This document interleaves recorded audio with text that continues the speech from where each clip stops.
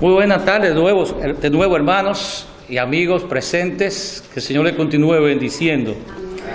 En esta tarde voy a tocar un tema con un título paradójico, porque el título que tenemos es Terremotos que produjeron cambios o bendiciones. ¿Cómo es eso? Que un terremoto produce bendiciones, cambios, sabiendo que en los terremotos son temblores de tierra o sismo, y es un movimiento vibratorio de las cortezas terrestres originando por diversas perturbaciones de origen natural, divino, en el interior de la tierra.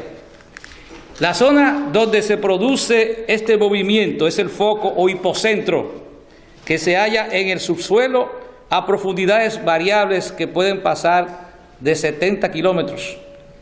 El punto de la Tierra donde ocurre con mayor violencia se llama el epicentro. Por eso nosotros vemos, por ejemplo, el epicentro estuvo cerca de la ciudad de Providence, como a 10 kilómetros, algo así.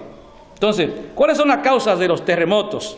Falla de la corteza terrestre, producido por la providencia de Dios. Y por eso a veces cuando hay un terremoto hay lo que se llama el tsunami o maremoto o sismo del mar. Por acciones volcánicas. Los volcanes cuando hacen erupciones producen temblores fuertes. Y también ahora actualmente el modernismo ha provocado unos terremotos hechos por el hombre con las famosas bombas atómicas, cuando hacen experimentos, y tenemos el caso de las dos bombas en Hiroshima y Nagasaki en la Segunda Guerra Mundial, que realmente atormentaron a Japón. Y nosotros vemos a cada rato que ocurren estos terremotos. El más reciente ocurrió allá en Guatemala, donde hubo muchos muertos. En México han ocurrido muchos terremotos. En Haití, en el año 2010, que tuve la oportunidad de ir 2 veces allá a auxiliar un grupo de los hermanos de los templos bíblicos de Santo Domingo. Fuimos allá a llevar alimentos y a auxiliar a esas personas de Haití. Eso fue tremendo, hermanos, amigos. Eso estaba totalmente destruido y hubo más de 300,000 muertos allá. Y anteriormente, los que son de la costa norte, se acuerdan cuando uno pasa por la carretera de Nagua, en Matancita, que hubo un maremoto allá en la década de los 40, también sabemos de eso. Y en otra parte han ocurrido muchos terremotos que se traen como consecuencia muerte, destrucción. Pero en la palabra de Dios nos dice en Mateo capítulo 27, verso 50, donde vamos a ver un terremoto que trajo bendición. Dice Mateo 27, 50, de la siguiente manera. Voy a leer del versículo 45. Mateo 27, 45, y desde la hora sexta, es decir, las 12 del día, hubo tinieblas sobre la tierra hasta la hora novena, a las 3 de la tarde. Cerca de la hora tercera, Jesús clamó a gran voz diciendo: Elí, Elí, lama sabactani. Esto es: Dios mío, ¿por qué me has desamparado? Algunos de los que estaban allí decían al oírlo: a Elías llama este. Y al instante, corriendo uno de ellos, tomó una esponja y la empapó de vinagre, y poniéndole una caña le dio a beber. Pero los otros decían: deja, veamos si viene Elías a librarle. Mas Jesús, habiendo otra vez clamado a gran voz, entregó el Espíritu. Entonces dice así: y aquí el velo del templo se rasgó en dos, de arriba a abajo, y la tierra tembló, un temblor focalizado en ese lugar, y sepulcro y las rocas se partieron, y se abrieron los sepulcros, y muchos cuerpos de santos que habían dormido se levantaron, y saliendo de los sepulcros después de la resurrección de él, vinieron a la santa ciudad y aparecieron a muchos. El centurión, los que estaban con él guardando a Jesús, visto el terremoto y las cosas que habían sido hechas, temieron en gran manera y dijeron: verdaderamente este era hijo de Dios. Entonces, en este terremoto focalizado allá en el monte Calvario, en el Gólgota, vemos que dice que hubo algunos eventos sobrenaturales. En primer lugar dice que hubo tinieblas, se oscureció el tiempo en ese momento siendo las 12 del día, muy difícil, hasta las 3 de la tarde. Entonces, dice también que el velo del templo se rasgó en dos de arriba abajo. Para aquellos que no saben, Israel tenía un templo donde había un lugar santísimo y un lugar santo, dividido por un velo. Y entonces el velo del templo se rasgó en dos, de arriba abajo, dando a entender que finalizaba la ley de Moisés y sus ritos del sumo sacerdote de entrar una sola vez al lugar santísimo en el día de expiación, que los judíos llaman Yom Kippur, que eso lo vemos en Levítico capítulo 16. Y ahora el camino a la presencia de Dios está abierto, como dice Hebreos 4:16, que nos debemos acercar al trono de la gracia para hallar oportuno socorro. Y comenzaba entonces la época de la gracia de Dios a través de Jesucristo. Entonces, esos eventos sobrenaturales también vemos señales físicas. En primer lugar, la tierra tembló y las rocas se partieron, terremoto, y eso simboliza de que la cruz traería juicio a los incrédulos. Además, vemos una señal espiritual. En el versículo 52 dice: y se abrieron los sepulcros y muchos cuerpos de santos que habían dormido se levantaron, y saliendo de los sepulcros después de la resurrección de él, vinieron a la santa ciudad y aparecieron a muchos. Se abrieron los sepulcros y muchos cuerpos de santos resucitaron, no con el cuerpo glorificado como el Señor cuando resucitó. Esto después de la resurrección aparecieron y luego murieron. Pero eso nos indica también que cuando nosotros creemos, es una señal de que la iglesia va a ser levantada y los muertos en Cristo resucitarán, como dice el 1 Tesalonicenses capítulo 4. Pero también hubo una señal de testimonio. Al ver este terremoto, al ver estos acontecimientos, el centurión y los guardias que estaban con él dijeron: caramba, verdaderamente este era hijo de Dios. Es decir que este terremoto, vemos algunas cosas que ocurrieron para que entendamos que no solamente todos los terremotos traen problemas, traen consecuencias negativas. Esto trae una consecuencia positiva: el cambio de la ley a la gracia, y también la enseñanza de que los muertos en Cristo iban a resucitar, y de que muchas personas también, como este centurión, que algunos estudiosos creen que fue Cornelio, no es seguro que creen que fue Cornelio, dio testimonio de que Jesucristo es el Hijo de Dios. Pero también ahí mismo, en el capítulo 28 de Mateo, vemos que cuando el Señor resucitó hubo un terremoto focalizado. Vamos a leer en Mateo 28, versículo 1 al 7. Mateo 28, de versículo 1 al 7.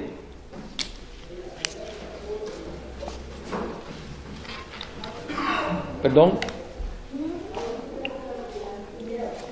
Dice así la palabra de Dios: pasado el día de reposo, es decir, el sábado, al amanecer del primer día de la semana, domingo, vinieron María Magdalena y la otra María a ver al sepulcro, y hubo un gran terremoto. Ya miren, ya el Señor cuando entregó su espíritu hubo terremoto. Entonces ahora cuando resucitó, y hubo un gran terremoto, porque un ángel del Señor, descendiendo del cielo y llegando, removió la piedra y se sentó sobre ella. Su aspecto era como un relámpago, y su vestido blanco como la nieve. Y de miedo de él los guardas temblaron y se quedaron como muertos.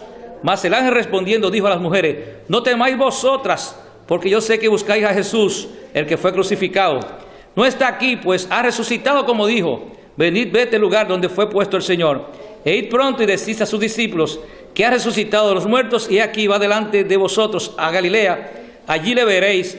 He aquí os lo he dicho. Entonces, este ángel que descendió del cielo provocó este gran terremoto focalizado, es decir, en ese lugar de la tumba, y abrió y removió la piedra del sepulcro, no para que el cuerpo glorificado del Señor Jesús saliera, ya el Señor había salido, sino para que las mujeres y los discípulos pudieran entrar a la tumba vacía, pudieran ver que el poder de Dios, que Jesucristo, la muerte no puede contenerla porque es el autor de la vida. Y entonces el cristianismo nos revela esta escena. Es la única religión que su líder, aunque murió, resucitó.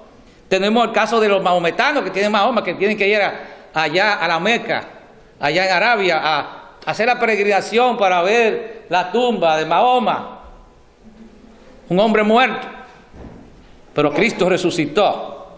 Tenemos también a Buda. La gente de Buda van, los budistas ahí a la India y esa parte del Oriente a visitar la tumba de su líder. Pero dice la palabra de Dios que Cristo resucitó al tercer día con poder y gloria. Aleluya.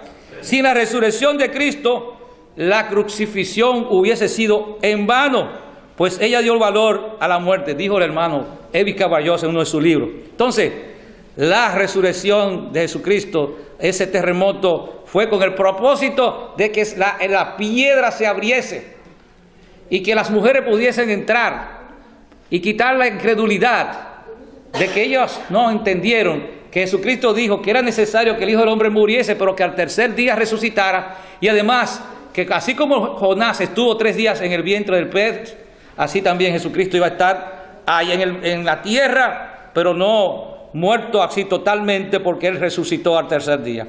Pero hay un terremoto realmente impactante, a pesar de los otros dos. Es un terremoto que ocurrió en la ciudad de Filipo. Vamos a buscar en los Hechos, capítulo 16.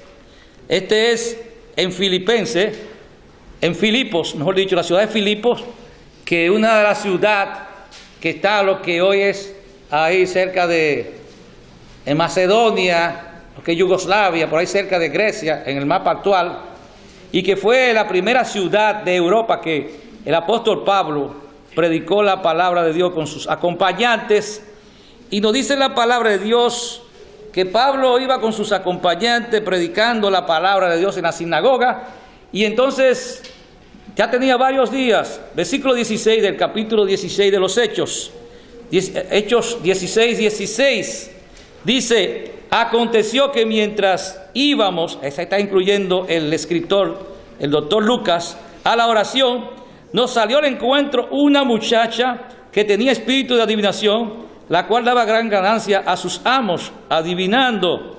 Es decir, una persona endemoniada. Entonces, esta, siguiendo a Pablo y a nosotros, daba voces diciendo: estos hombres son siervos del Dios Altísimo, quienes os anuncian el camino de salvación.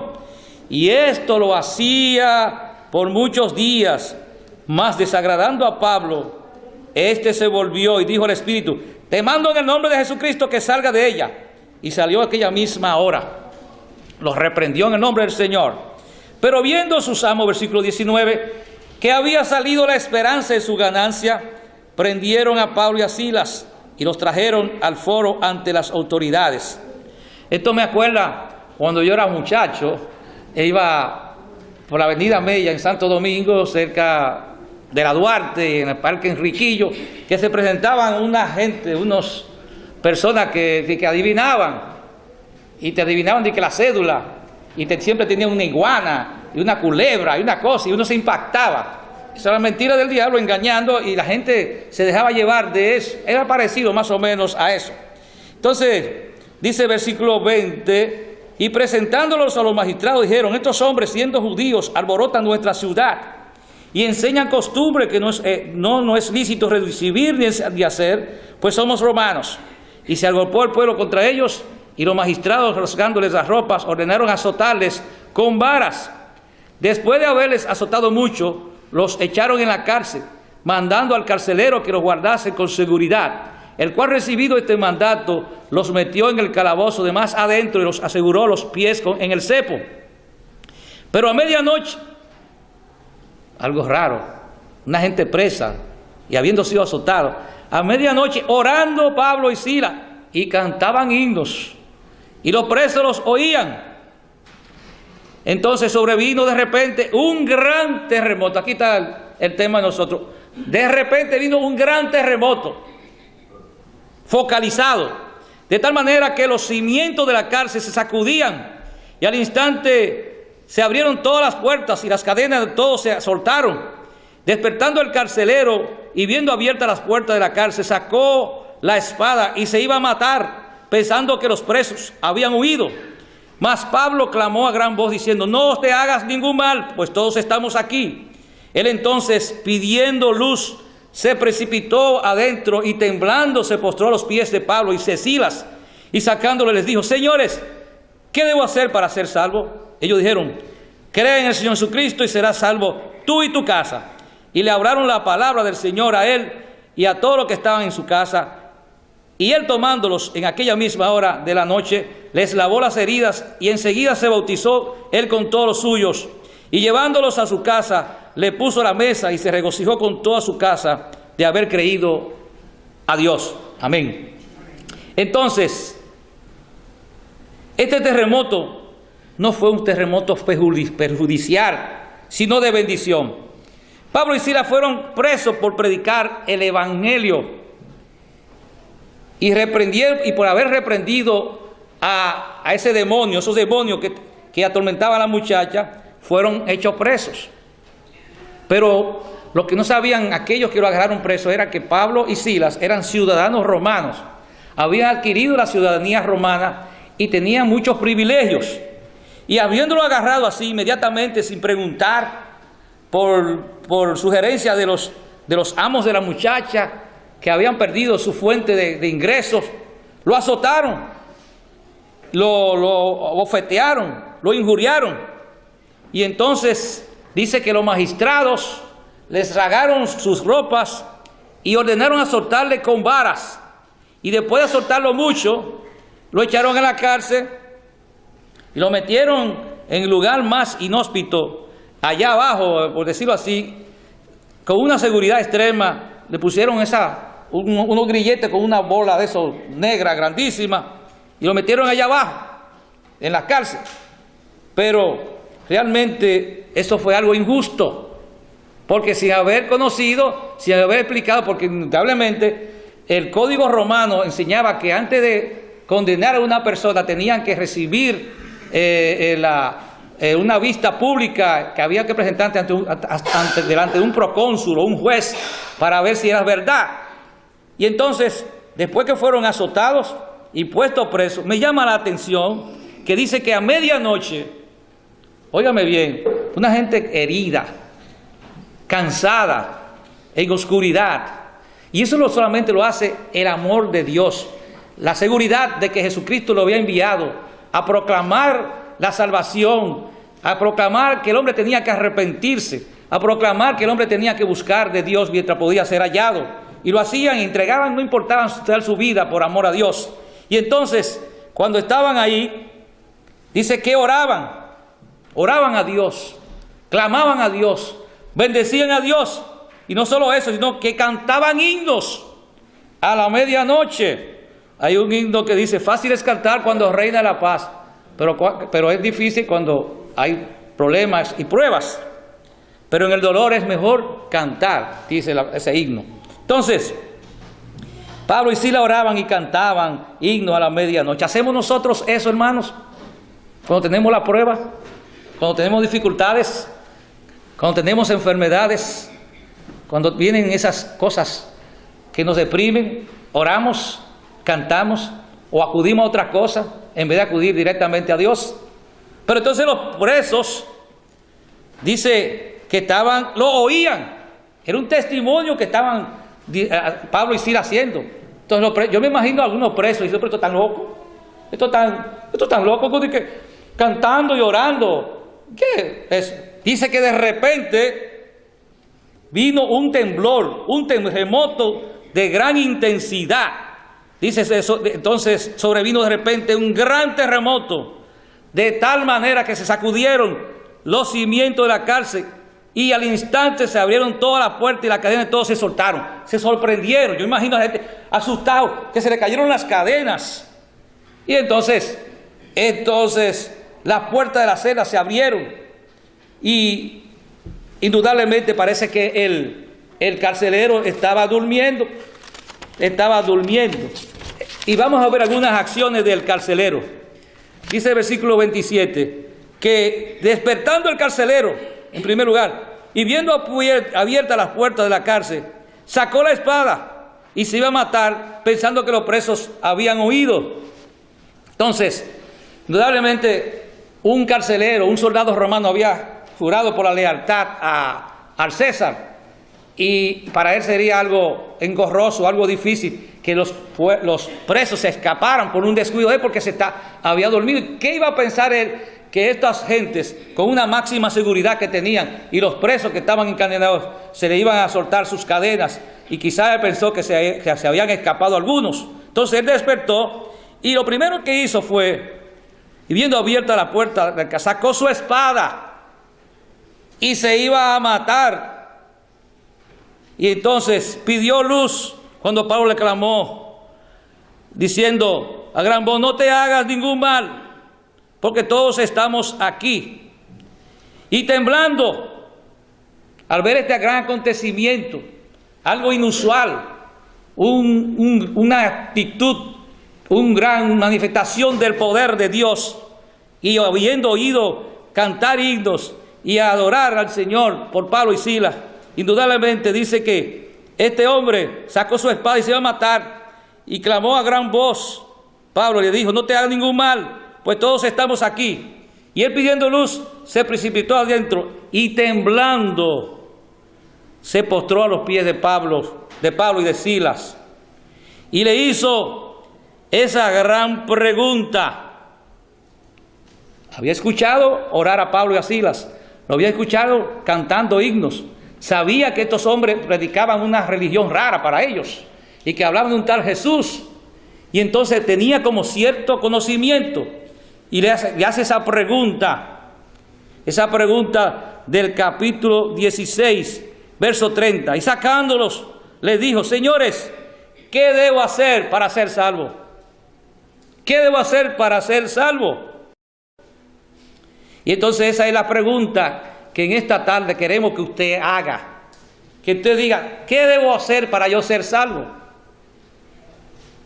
Para ser salvo tengo que ir a la iglesia. Muy bueno, muy bien. Para ser salvo tengo que ayudar a los pobres. Perfecto.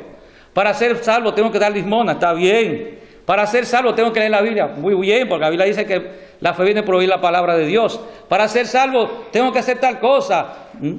Pero, ¿qué le respondieron los apóstoles? ¿Qué le dijeron ellos? No le dijeron: ve en Santo Domingo, ay güey, allá a una promesa de la Virgen de la Altagracia.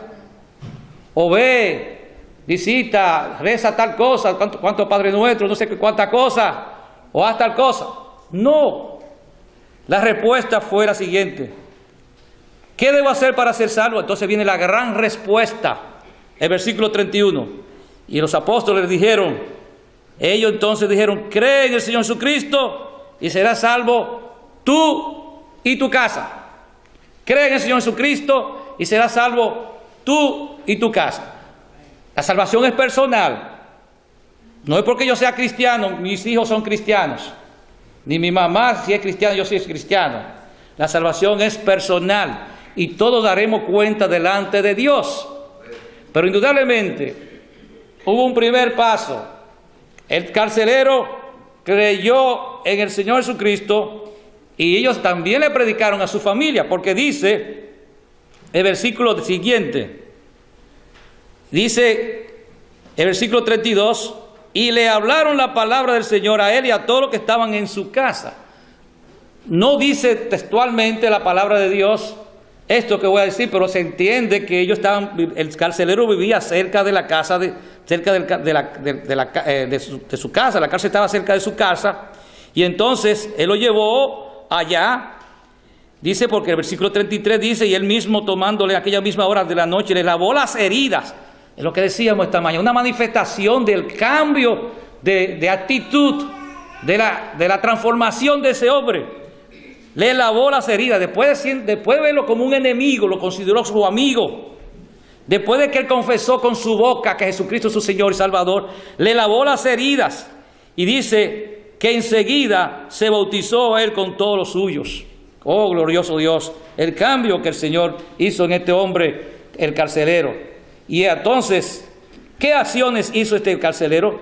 Creyó la palabra, lavó las heridas de Pablo y Silas, se bautizó junto a su familia creyó, y lo llevó a su casa y le preparó una cena. Se regocijó de que Pablo, sin se regocijó de haber creído y habló sin altanería y prepotencia, porque había conocido el camino de salvación que Jesucristo solo da. Por eso vemos aquí el paso que Dios da a través de Jesucristo a todas aquellas personas que confiesan sus pecados. La Biblia dice que toda aquella persona que confiesa sus pecados se hace una nueva criatura, como dice 2 Corintios 5:17, que dice la palabra de Dios, que el que está en Cristo nueva criatura es. Y dice San Juan 3:3:3, una persona que cree en Jesucristo nace de nuevo. De cierto te aseguro, en verdad, que el que no naciera de nuevo no puede entrar al reino de Dios. Y entonces, ¿qué sacamos de esto? En esta tarde, amigo que está presente, Dios puede producir un terremoto en tu vida de manera positiva y quitar y perdonar tus pecados, liberarte de los vicios, de los pecados sexuales, de las amarguras, de las inseguridades, de las depresiones, de las angustias y todas cosas semejantes, por medio de Jesucristo, quien murió por nuestros pecados. Dice la Biblia en Romanos 5:8, mas Dios muestra su amor para con nosotros, en que siendo aún pecadores, Cristo murió por nuestros pecados. Jesucristo nos limpia de todos esos pecados, por su sangre derramada, una sola vez y para siempre. Dice la Biblia que la sangre del Señor Jesucristo, el Hijo de Dios, nos limpia de todos los pecados. Y no solo salva y da vida eterna. Dice San Juan 3:16, porque de tal manera amó Dios al mundo, que ha dado su Hijo unigénito, para que todo aquel que en Él cree no se pierda, mas tenga vida eterna. El amor de Dios no quiere que nadie se pierda, sino que todos los hombres o mujeres vengan al arrepentimiento de Dios. ¿Qué actitud vas a tomar, amigos? ¿Va a ser indiferente al llamado? ¿O va a ser la pregunta que hizo el carcelero? ¿Recuerda la pregunta que hizo el carcelero? Señores, ¿qué debo hacer para ser salvo? El carcelero era un hombre, un gentil, un idólatra, una persona que quizás nunca había escuchado acerca de Jesucristo, pero tú has escuchado mucho de Jesucristo. Hoy en día estamos en tiempo de Navidad, donde se recuerda el nacimiento del Señor. Di que se recuerda, porque ahora Santa Claus ha desplazado el nacimiento de Jesucristo y las otras cosas, y las compras, y esto. Y cuando yo le comentaba, creo que a Luis Piñero, que Dios no veía ningún nacimiento, igualmente en Santo Domingo, lo que vemos el hombre rojo, vestido de rojo, y todo el mundo haciendo, y no se habla de Jesucristo. Satanás de una manera sutil está quitando el protagonismo a Jesucristo, se lo está poniendo a Santa Claus y a toda esa cosa. Entonces, el Señor vino, y si en estos días que estamos recordando la natividad, el nacimiento de Jesucristo, el Señor quiere que tú también nazcas de nuevo. Y como dice Romanos 10:9-10, ¿qué es lo que tú tienes que hacer? El carcelero preguntó, ¿qué debo hacer para ser salvo? Habló. Dice Romanos 10:9-10, que si confesares con tu boca que Jesús es el Señor y creyeres en tu corazón que Dios le levantó de los muertos, serás salvo. Porque con el corazón se cree para justicia, pero con la boca se confiesa para salvación. Tú tienes que confesar con tu boca que Jesucristo es el Señor y Salvador, que Dios lo levantó de los muertos, y Él puede levantarte a ti, te puede liberar de todas esas cosas malas que tú tienes, y puedes ser un hombre o una mujer nueva, habiendo creído en el Señor Jesucristo, como hizo ese hombre, el carcelero.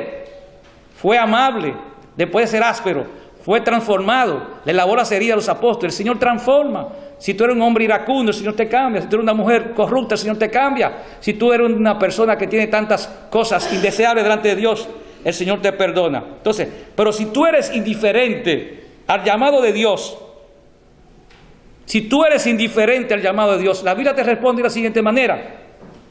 Dice Juan 3:17-19, porque no envió Dios a su Hijo al mundo para condenar al mundo. Dios no quiere que nadie se pierda. Dios quiere que todo el hombre se salve. El hombre se pierde porque quiere. Dice, porque no envió Dios a su Hijo al mundo para condenar al mundo, sino para que el mundo sea salvo por Él. El que en Él cree no es condenado, pero el que no cree ya ha sido condenado, porque no ha creído en el nombre del unigénito Hijo de Dios. En esta tarde, amigo, confiesa con tu boca que Jesucristo es tu Salvador. Busca a Dios, dice la Biblia, buscad a Dios mientras pueda ser hallado. Deje el hombre impío su camino y vuélvase a Jehová, que Dios que le salvó.